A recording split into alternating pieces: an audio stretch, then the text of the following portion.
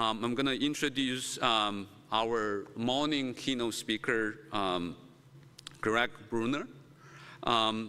Gregg is the Chief Operating Officer and also Chief Engineer from Michigan Department of Transportation.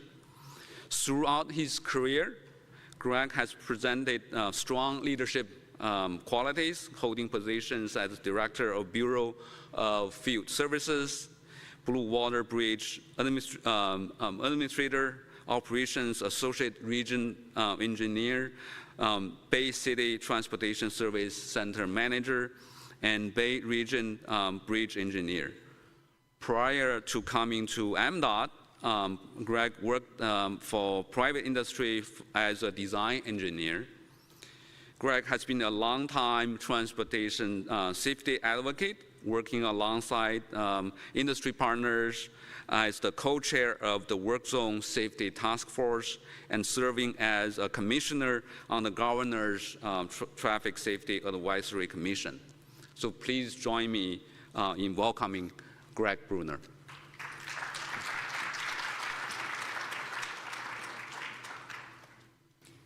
All right, thank you, Dr. Liu, and good morning, everybody. Again, I'm Gregg Brunner with the Michigan Department of Transportation, and what I'm going to do today is give you a little bit of an MDOT update in terms of what's going on, some of the innovative safety and mobility things that we're up to right now, as well as a little bit of inside baseball and how our research process at the department works and some of the innovative and exciting things we're doing in research right now. So with that, I want to start talking about our mobility innovations that we're working on and implementing kind of around the state of Michigan. And I think as I start talking about both this and the research program, the one thing I want you to keep in mind is that these are not just MDOT initiatives. We can't do these without the partnerships we have out there right now. I think when you start looking all over the place, resources are limited. So in order to make an impact and really move the needle to save lives and make people's lives better, again, it's going to be very important to maintain those partnerships moving forward. The first project I wanted to talk about was, some of you may have driven on this morning, our I-96 Flex Lane project, which goes between I-696, I-275 interchange over to Kent Lake Road, not too far away from here. But again, this is going to be a flex lane that is only open, it's more of a hard shoulder running lane for traffic peaks, which would be kind of, for the most part, heading into Detroit in the morning and heading home. So it's going to be a huge operational improvement for this area. If you've driven through there, this project's been under construction for almost 3 years right now. So it's good that we were finally able to turn on some of these gantries last week to get things working. We're still in the process of ramp metering, opening those ramps, signalized ramps, to help accommodate traffic flow onto the freeway to improve overall operations and safety for this route. But the neat part about this project is it's not just about the end. We use this as a pilot project throughout construction to look at kind of the work zone data exchange, what we can do throughout construction to keep folks safe out there. For those of you not familiar with the work zone data exchange, that's more or less a language that's been put together with coordination between the Society of Automotive Engineers, ITE, AASHTO, and others to create a common format once data is transmitted that any in-vehicle navigation or mapping system can pick that up. And the goal is, with work zones, they change daily in terms of what lanes are closed, what's going on where. It's not like normal roadways where they're pretty static in terms of things not changing or being fluid. So again, that's where the importance of this is. And beyond that, with me, I know I'm out in work zones quite a bit, is that, well, our workers out there, we want to keep them safe as well.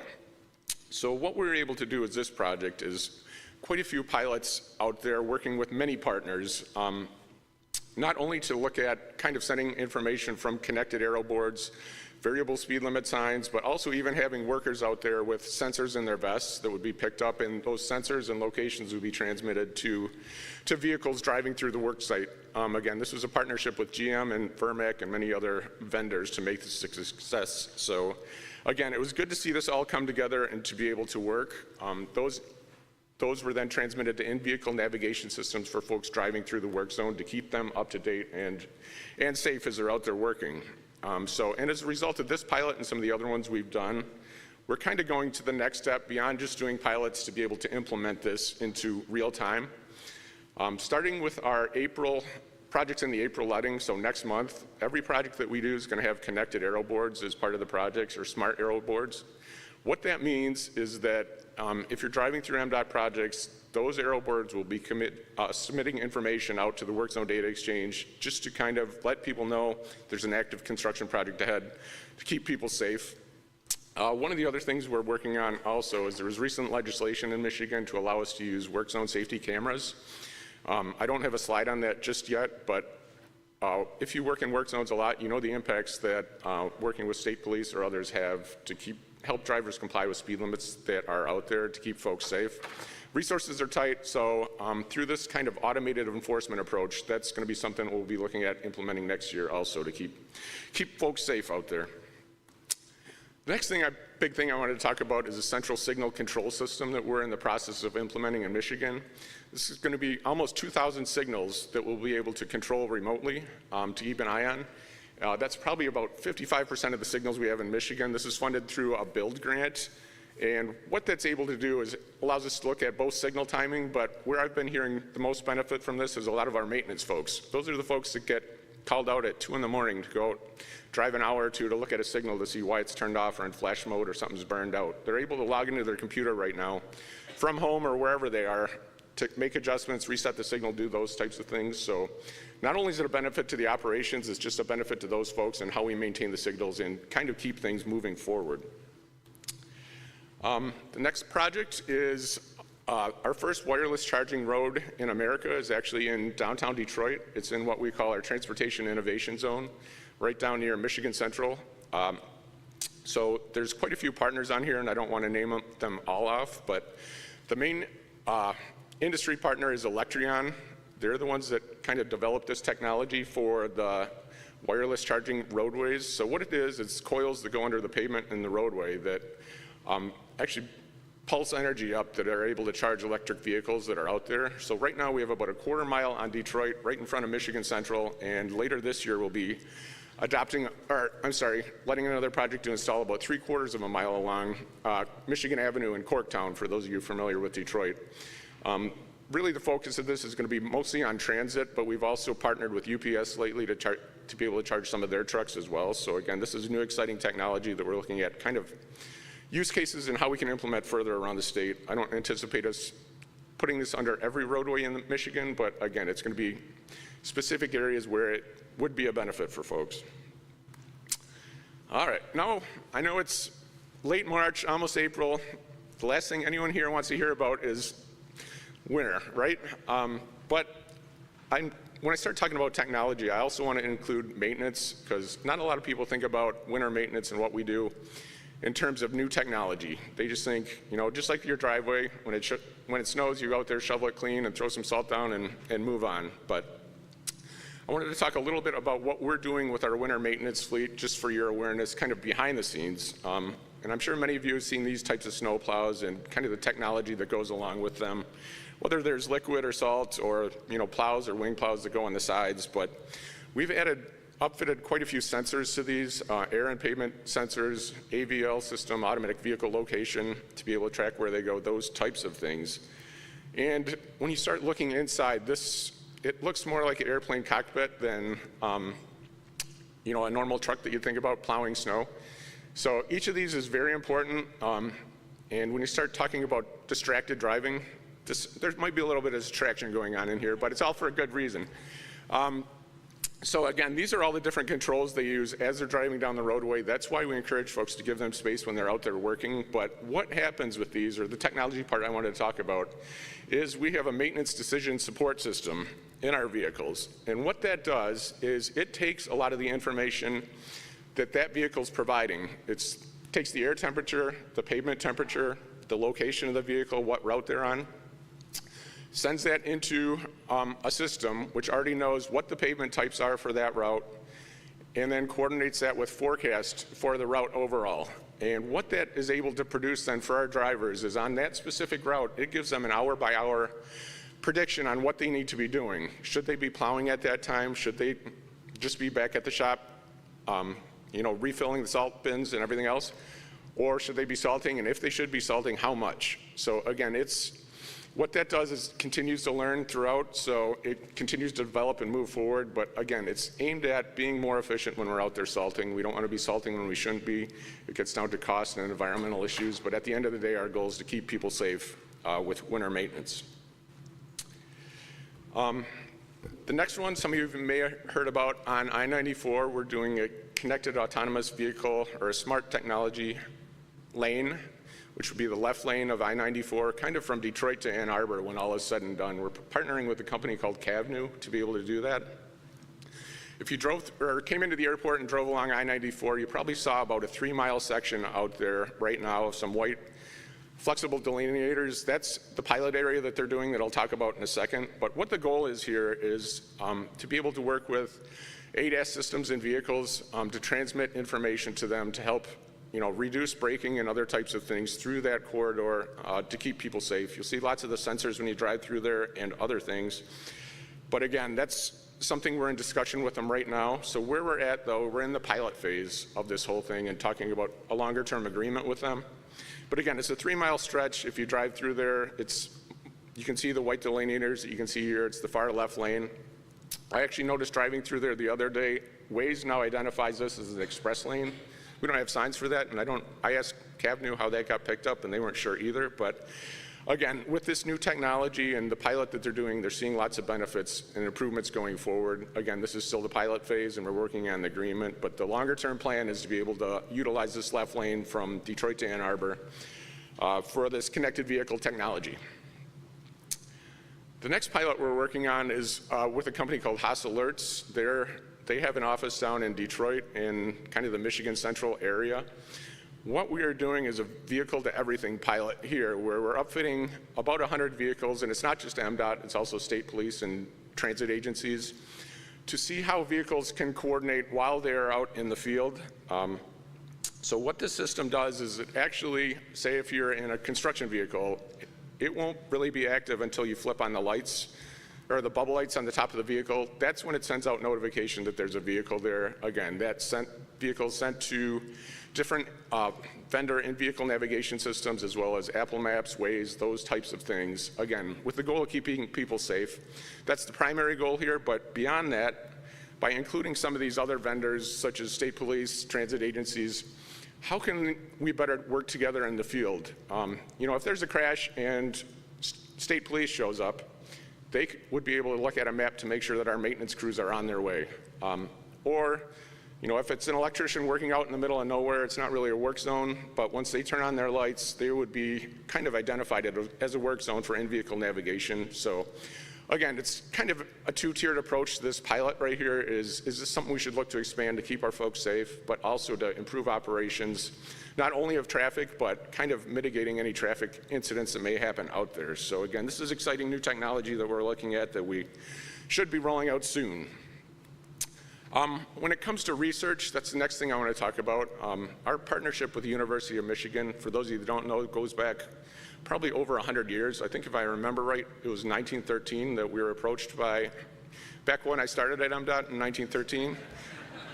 Oh, I'm kidding. It's when we were approached actually by the university as a research partner, looking more at materials and how we develop roadways. And that's kind of what really spearheaded research at MDOT. So it's been exciting to see things move forward from that standpoint with U of M. And I'm going to talk a little bit about the University Transportation Center here in a bit.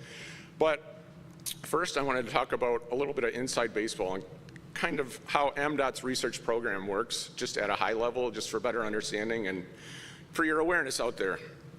So when we start talking about research in Michigan, again, it's tied to the US DOT and how we handle that, but at MDOT we have about a $6 million budget. 90% of that's federal funding, 10% is a state match, and the majority of that money goes to research projects that are out there, as I'm sure you're aware. The other part goes to more pooled fund studies or NCHRP type studies. Again, by putting money together on some of these, you can have a bigger impact overall when you start looking nationally in terms of things going on.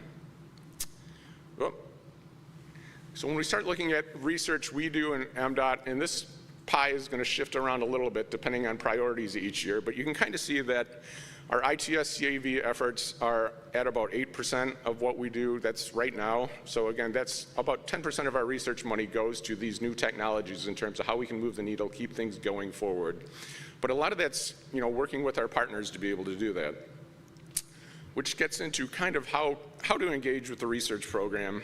The way things work from our schedule, we try to be as transparent with this as we can. But our program development starts later this year for the upcoming year. Then followed by that in the spring is when our RFPs will go out. And then kind of that's what kicks off the research projects over the next few years. And this timeline just shows it a little bit better. And I think the important thing here is this all starts out, our research program starts out with ideas. It's not really a well-defined scope of work or anything else. We do a call for ideas where we just broadcast it out, and anybody that wants to, Joe Public, universities, consultants, people internal to MDOT or industry, they can submit ideas on things we should research.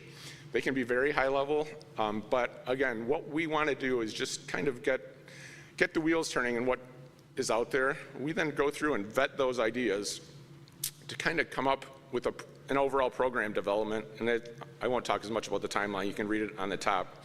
But again, that kind of gets us a little more structure in terms of those ideas. Some of them are combined or move forward. And then we develop problem statements or put together, which then leads to going out for RFPs and, of course, research projects being completed. And within the department, we do have a pseudo org chart tied to research where it's kind of a pyramid where what we have in the bottom is different focus area managers. So we have like a bridge focus area manager, connected vehicle, ITS focus area manager, pavement materials focus manager, kind of across the board. Those are the ones that are actually reviewing a lot of these ideas, kind of turning them into projects depending on how it works, which then go up to advisory committees. So those would be more of what we term at MDOT as our bureau directors. So they would lead kind of larger areas, whether it's field services or planning or finance or development. Again, they would help in the priorities of those. And once they have kind of vetted and prioritized things, then it goes to our executive committee, which it would be kind of executive leadership in the department. So myself and my peers for kind of a final prioritization and decisions on what we really need our priorities to be in research going forward. And that's when it kind of transitions on to the RFPs that you'd see out on the streets. So what I want to talk about next are some of the exciting research projects we have going on. For those of you that aren't aware, the University of Michigan is a university transportation center. That is something, when you start looking, that's something they partnered with MDOT on. Michigan's very, very fortunate. We have 2 UTCs in the state, U of M and Michigan State. U of M's more on the connected vehicle side, Michigan State's more on the infrastructure side.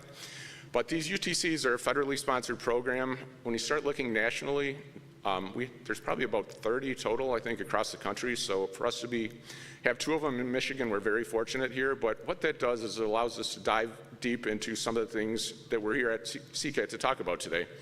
So I just wanted to hit on a few of the research projects that are going. And the good part about these is if you have questions, I'm not the expert. We have experts around the room that are already working on these. So again, the first one kind of ties back to the Electrion project that I have talked about earlier, inductive vehicle charging, and looking at what are the right fits for that. Again, it's not something we're going to be installing everywhere, but is it mostly on transit routes or at rest areas or potentially border crossings where vehicles are stopped, that they'd be able to charge up kind of when they're in the queue moving forward. And again, this charging there's 2 types. There's static and dynamic charging. So dynamics, when they're driving down the road, it sends the pulses up to charge them. Statics charges a little bit faster. That would be when they're stopped for buses to pick up or offload passengers, those types of things. So again, what are the right use cases for this? Is this something we need to expand? That's really what this project is looking at. This one's in process. So more to come on this. The next one is automatic signal retiming. This is something we're working with Oakland County on in terms of, I know I talked previously about a central signal control system, but are there ways with connected vehicles that they can actually look to help automatically update signal timing if they're being delayed out there with those communications from the vehicles, to help in that signal timing process, not just us waiting for delays. So again, this This is also in process. I think there's 30 or 40 signals in Oakland County that are being looked at as part of this. So again, exciting new technology here.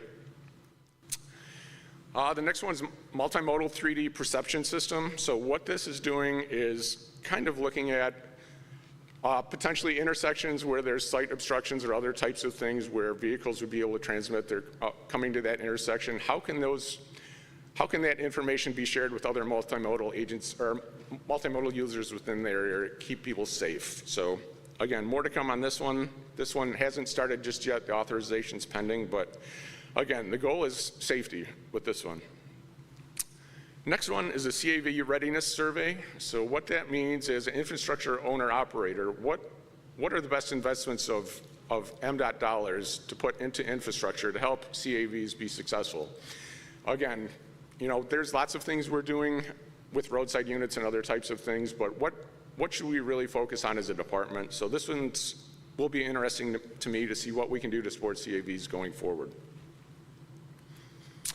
The next one's tied to video analytics and CAVs. Again, looking at what we can do to improve safety overall. Again, another important topic here, and this one is still under review. And the last one is Li-Fi bridge strike detection.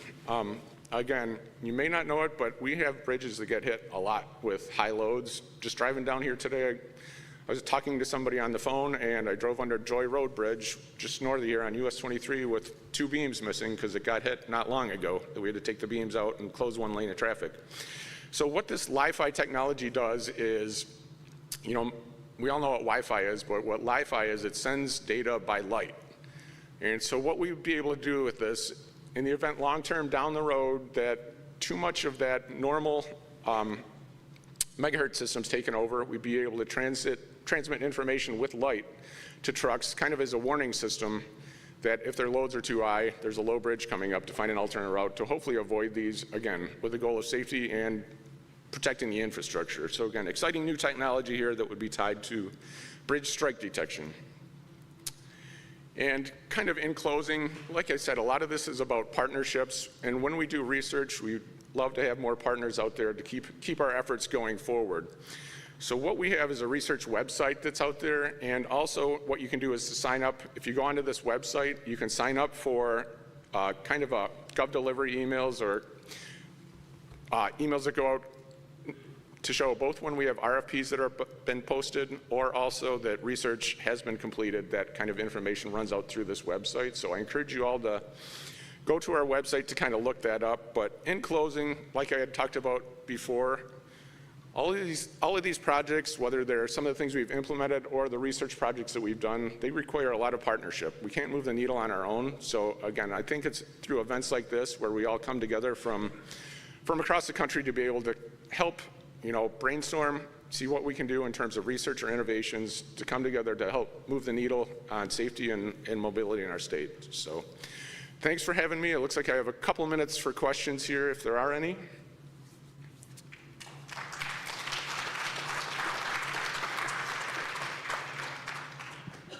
Any questions in the room?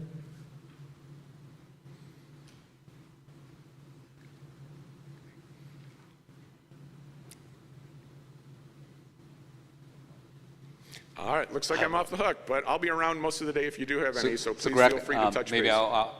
I have a question related to the research projects, and then thank you for your partnership with CCAT and providing matching fund to our consortium.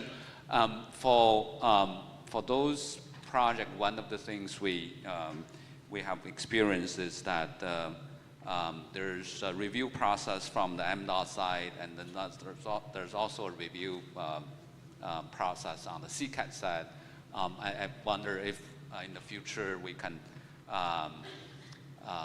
align our review process and so that we can reduce the burden of reviews from both sides. Do you have any, how we can align ourselves together so that we can reduce the work for review? Sure. Yeah, a lot of our process is structured on the MDOT side is tied to federal funds and when they become available. So what we can do is set up a meeting with our research folks to kind of better coordinate that and be proactive going forward, where we can be as transparent as we can when things are going to roll out, when those reviews are happening, and hopefully then work together to coordinate efforts. But again, I'm all about coordination and helping to move the needle forward, so that's definitely something we can look into. Any other questions? All right, please join me in thanking Gregg. Thank you.